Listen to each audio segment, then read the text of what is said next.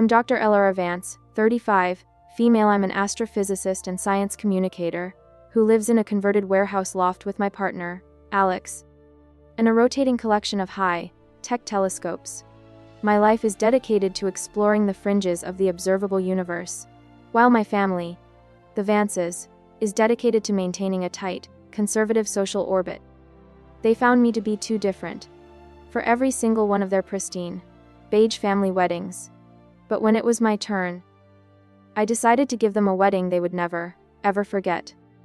Before this story unfolds, I'd love to connect with you. Please let me know in the comments where you're watching from, and what time it is in your corner of the world. It's amazing to see how far these stories can travel. The 9th wedding invitation, for my cousin Charlotte, arrived addressed only to my parents. Dr. Ellara Vance, the family's resident black sheep who studied dark matter, was once again excluded. This pattern, repeated through 8 previous family weddings, was a silent, stinging message: you are too much, Ellara. I stood in my minimalist living room, the rejected invitation a tiny piece of evidence of my social exile. I was an internationally recognized astrophysicist who commanded audiences of millions explaining quantum physics. Yet I couldn't crack the suffocating social orbit of the Vance family, who valued predictability, beige decor, and inherited wealth. My purple hair, my space-themed vintage dresses, and my loud, uncompromising scientific opinions were all seen as distracting.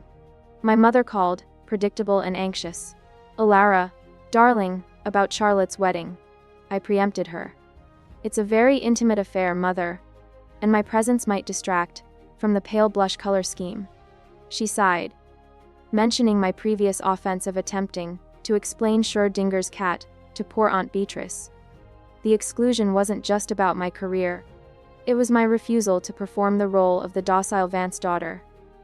I was a disruption, a flashing warning light in their pristine landscape of tradition. Every wedding was a stage where my absence was the statement: we are normal, she is not. The pain had solidified into resolve. I had been the invisible guest, the one they talked about but never to. "Just send a gift, Ellara," my mother concluded. "Something they won't have to explain." The words slipped out, cold and startling. "I'm getting married, Mother." A thick silence fell. I explained I was marrying Dr. Alex Richter, a brilliant particle physicist, and we had been engaged for 6 months. "Why wouldn't you tell us?" she stammered. "Because I didn't want to explain why a woman too different for every family wedding would forego the traditional spectacle herself," I said, the bitterness escaping. "But now that I am, I assure you of one thing. My wedding will not be forgettable. It will be the antithesis of every event you've ever invited me not to." I hung up, the resolve burning. My wedding would be an uncompromising celebration of the life they rejected. An event the Vances, for the first time, would desperately want to attend. The time for exile was over. "You've designed this with the precision of a Saturn V launch," Alex commented, staring at the whiteboard I'd filled with equations and event diagrams. I confirmed it was both a wedding and a social engineering experiment. The objective: execute a celebration that was an uncompromising reflection of us, while demonstrating that different is magnificent. My chosen venue was the first strategic move, an out-of-commission NASA tracking station near the coast, complete with massive satellite dishes and a mission control room. No country club, no historic estate, just pure, retro science. The theme was cosmic conjunction, with a color palette of deep indigo, silver, and nebular purples. A direct rejection of the Vance beige.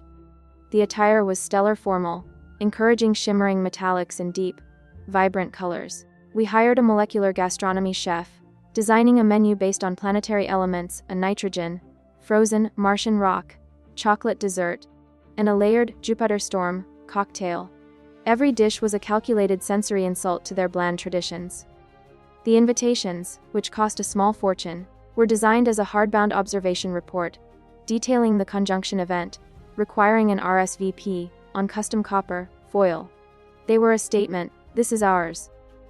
The news quickly traveled through the Vance network, led by Aunt Vivian Vance, the family matriarch, who immediately called my mother. "Your daughter is getting married in a junk heap.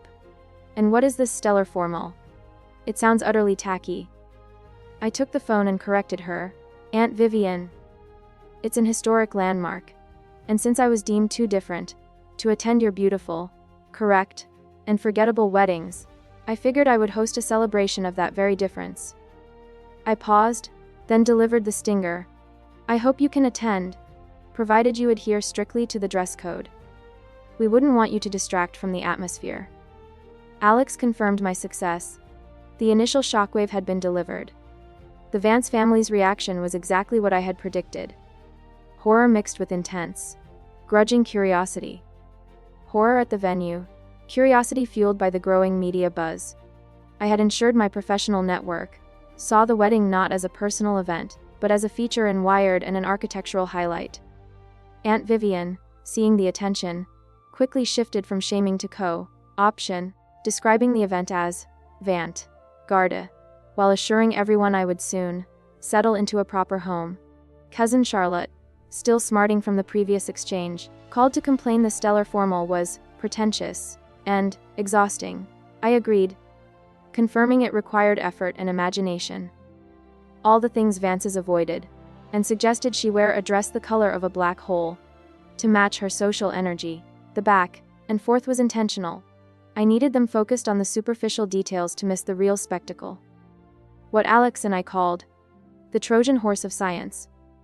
The wedding was scheduled for November, precisely timed to coincide with a peak in the annual Leonid meteor shower. The venue's massive satellite dishes were being repurposed by Alex's university for a special one-night, only immersive experience. The courtyard would become a living observatory, with projections of nebulae transforming the space into a galaxy. The ceremony itself would be officiated by the formidable Dr. Anya Sharma, director of the National Astronomical Observatory, not a minister. When Aunt Vivian learned a scientist, not a judge, would officiate, she exploded. A wedding must be solemn, traditional. It's a ritual. I calmly informed her, it was a ritual of two scientists committing to shared inquiry, and that the vows would be synchronized with the peak of the Leonid meteor shower. The ultimate celestial blessing. This detail sealed their fate. The prestige and the spectacle were too great to miss. The fear of being excluded from the most talked about event of the season eclipsed their desire to exclude me. The invisible guest was about to host, and the family who shut me out was now compelled by social gravity to attend. In the week leading up to the wedding, the Vances were forced into an existential crisis. The stellar formal dress code was minor compared to the forced commitment to an experience entirely outside their predictable social reality. My anxious mother revealed Aunt Vivian was concerned about the seating chart. I explained I had created Lagrange point tables for the Vances, a safe, stable spot from which they could observe the action, slightly separate from the main party. I placed Aunt Vivian at the stagnation table. The true moment of exclusion, ironically, came from Cousin Charlotte, the cousin whose wedding triggered this whole plan. She RSVP'd no, citing the event as too vulgar and attention-seeking, an attempt to enforce the old Vance aesthetic. Her move backfired spectacularly. The media buzz meant her refusal was seen as petty jealousy. I sent her a cool, professional email, noting I understood why the concept of an unforgettable event might be outside her comfort zone. I had chosen to exclude the family's antagonist from the very event she had helped inspire. The remaining Vances panicked, convinced Charlotte had doomed herself socially, and doubled down on attending. Michael, the banker, called Alex to ask about a tailor who understood non-Euclidean geometry in a suit. Aunt Vivian commissioned her a supernova shell gown. They were desperately trying to prove their belonging. I ensured their seating placement. The Lagrange point tables gave them the best view of the ceremony, but kept them just outside the orbit of the main party's chaos. My revenge was simple: seat them front, row center to the undeniable success of the life they had rejected, forcing them to remain the observers they had made me for years. Alex and I walked the immense tracking station the night before the wedding, reviewing the immersive experience, the laser projections, the molecular gastronomy stations, and Dr. Sharma's script, which referenced the baryon acoustic oscillation. Tomorrow, I told Alex, they will see that my universe is bigger, brighter, and infinitely more beautiful than their small, safe world. The wedding day was clear and cold, perfect for the night's celestial feature. The tracking station was breathtaking, its satellite dishes illuminated with shifting projections of nebulae, looking like colossal, otherworldly sculptures. The Vances arrived early, dressed in their stellar formal attire. Aunt Vivian in her aggressive, shimmering, supernova shell dress. The others in various shades of metallic confusion. They clustered nervously at their stagnation and Lagrange point tables. I descended the metal catwalk in a simple, deep space black gown covered in tiny, glittering fiber, optic lights that created a miniature galaxy when I moved. My father, overwhelmed, whispered, "You look like the universe." The ceremony began at 7:45 p.m., officiated by Dr. Enya Sharma, who spoke not of piety but of scale and wonder. She framed our union as two bodies entering a sustaining, shared orbit, exchanging rings etched with the pattern of merging black holes. As Alex began his final vow, to a life of infinite exploration, Dr. Sharma announced the maximum conjunction.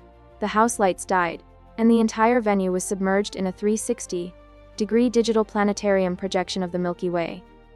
On the screen, a live feed of the dark sky appeared, and at that exact moment, the first bright streak of the Leonid meteor shower flashed across the screen.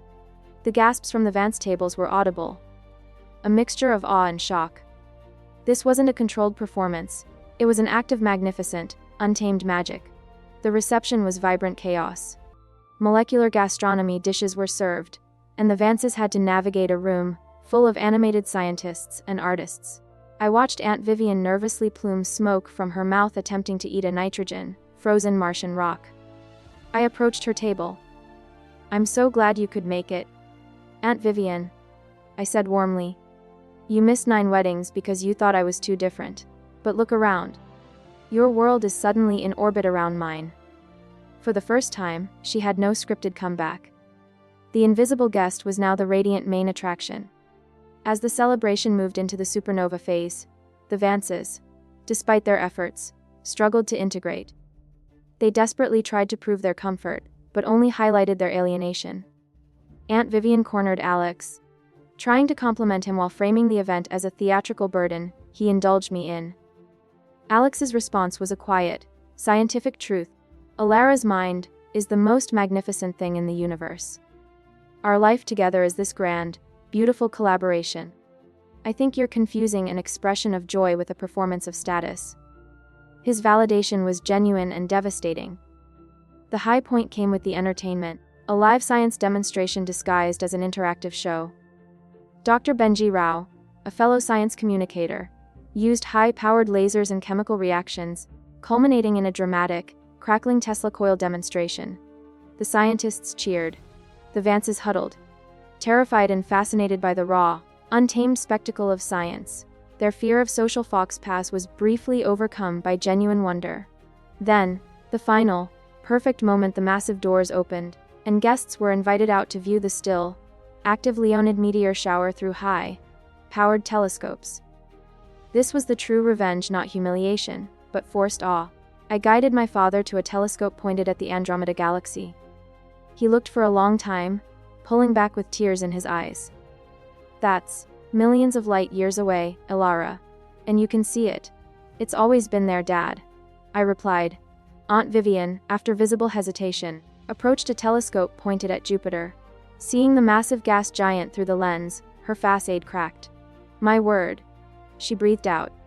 "It's real." I had achieved my goal. I showed them that the two different life, the life of a scientist, was not only valid but magnificent. They had excluded me from their small, human rituals, and I had immersed them in a ritual that was cosmic and universal. The supernova was the explosion of their narrow worldview. The next morning, the Vances returned to their lives, irrevocably altered. They couldn't dismiss the wedding as tacky, because the event had been scientifically and logistically impeccable, praised by Wired and other high-profile media. The gossip focused not on my strangeness, but on the event's unforgettable nature. A week later, Aunt Vivian called my mother to apologize. For all those weddings, for not seeing Alara clearly. I saw Jupiter, Agnes. It was a humbling experience. It made all the seating charts seem so incredibly small.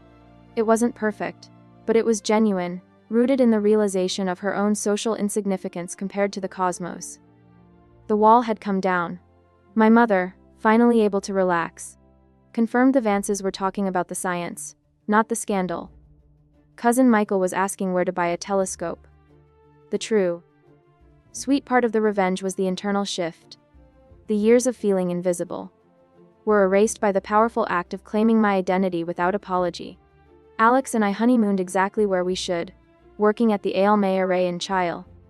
When we returned, I found a small package as a crystal vase, the kind my mother had suggested I send as a generic gift. Attached was a note from Aunt Vivian. For the one whose orbit is the most beautiful, may your conjunction be endless. It wasn't a perfect reconciliation, but it was acceptance. My unconventional life was now a viral trend. Years later, cousin Clara, going back to school for design, called me for advice. "Lara," she said, "you're the only one in the family who knows how to make something truly unforgettable." That was the final, perfect resolution. I wasn't just allowed back. I had become the gravitational center they now circled. I had been deemed too different for their weddings, so I created a life, and a wedding, that proved my difference was my greatest strength. My life was finally in its perfect, permanent orbit. The shockwaves from the cosmic conjunction continued to ripple through the Vance social strata long after the last star projection faded. While Aunt Vivian began her awkward attempts at rapprochement, the true antagonist, cousin Charlotte, was experiencing the fallout of her calculated exclusion. Charlotte had opted out, believing her absence would legitimize the family's prior judgment of me as too vulgar. Instead, the media's glowing coverage of the wedding, dubbed the celestial ceremony, and praised for its innovation, made Charlotte look petty and irrelevant. She had wanted to reinforce the social boundary. She ended up trapped on the wrong side of it. Her own, classic, timeless, wedding was now retrospectively labeled stale, in comparison, a narrative fueled by the very socialite friends she sought to impress. Charlotte was a corporate lawyer obsessed with appearances, and her decision not to attend, once a defiant gesture, was now seen as a catastrophic social miscalculation. The family, particularly Aunt Vivian, now treated Charlotte with cool disdain, viewing her as the one who actually embarrassed the Vance name by missing the most talked about event of the decade. The ultimate sting came when the local society column, which had breathlessly covered all previous Vance weddings, dedicated a paragraph to the noticeable absence of a key cousin who evidently prefers the comfort of tradition over the spirit of innovation. Charlotte tried to spin it, claiming she had a severe, sudden allergy, but the lie was thin. Meanwhile, my professional life continued to explode. My wedding, a fusion of science and spectacle, became a recurring reference point in my science communication work, illustrating that science is not dull, but the most exciting, life-affirming field in existence. Alex and I moved past the wedding and dove into a new project, co-authoring a book on gravitational physics that was, ironically, being championed by my once disapproving father as the only book worth reading in the entire family. The tables had permanently turned. The outcast was now the gold standard, and the traditionalist was beginning to fade into obscurity. Life with Alex was, as Dr. Sharma predicted, an endless orbit of shared inquiry. We were settled into a comfortable, creative rhythm that contrasted sharply with the stifling formality of my childhood. But the Vance family, having breached the event horizon, was now constantly seeking my attention. My mother, completely relieved, was my biggest cheerleader, often sharing details of my latest scientific paper as if it were a society event. Aunt Vivian had shifted her energy from curating social appearances to curating her knowledge of astronomy. She started subtly dropping facts about the moons of Jupiter and stellar remnants into her bridge games, much to the bewilderment of her social circle. She was integrating the awe she experienced, making my different life a key part of her own new social identity. The peak of this integration came 6 months later when Vivian called, not to critique, but to ask for my help. "Lara," she began, her tone surprisingly humble, "I need your professional input. My bridge club is hosting their annual gala, and I've been tasked with the theme. I want it to be different. I want it to be out of this world. Could you possibly consult? I'd pay your usual rate, of course. This was the final, unreserved concession, the family gatekeeper, paying the former invisible guest to infuse their traditional world with my unapologetic individuality. I accepted, seeing the opportunity not for profit, but for subtle, sustained influence. I designed a theme based on the Northern Lights, using holographic projections and interactive light installations. The event was a massive success, praised for its innovative elegance, and the Vances, including Vivian, took all the credit, and I was happy to let them. My job wasn't to seize the spotlight every time, but to show them that my universe, the universe of science and wonder, was a place they could actually belong. It was a victory not just for me, but for the inherent, undeniable appeal of the truth. The greatest legacy of the cosmic conjunction was the shifting generational dynamic. My younger cousins, who had only ever seen me as the weird science lady, now saw me as a role model. They weren't calling Charlotte for career advice, they were calling me Alara the astrophysicist. One younger cousin, who had been pressured into law school, confessed he actually wanted to study film theory. Another asked me for a recommendation for a summer internship at a tech company. I had shown them that choosing an unconventional path, a different orbit, could lead to a life of spectacular joy and profound meaning. The most significant final piece of the puzzle involved Charlotte. Her public denial of the wedding continued to erode her social standing, and her marriage, built on a foundation of shared appearances and financial goals, began to crumble under the pressure of her professional failures and social isolation. 2 years after my wedding, Charlotte filed for divorce. Her lawyer recommended a quiet settlement, but Charlotte, ever the high-stakes risk-taker, insisted on a public battle over assets. The divorce was messy, protracted, and exactly the kind of unseemly spectacle the Vance family had always tried to avoid. While they had gone to great lengths to exclude me from their joyful, staged spectacles, they could not shield themselves from the devastatingly public reality of Charlotte's downfall. Aunt Vivienne, wary of the drama, often mused to my mother, if only Charlotte had focused on finding a real connection, like Alara did, instead of just the perfect appearance. My wedding had been a joyful display of authentic connection. Charlotte's divorce was a painful, public undoing of a facade. I had achieved my final orbit. I was happily married, professionally soaring, and had become the standard against which the rest of the family's success and failure was measured. I hadn't sought revenge. I had simply built a life so bright, the shadow of their judgment could no longer touch me.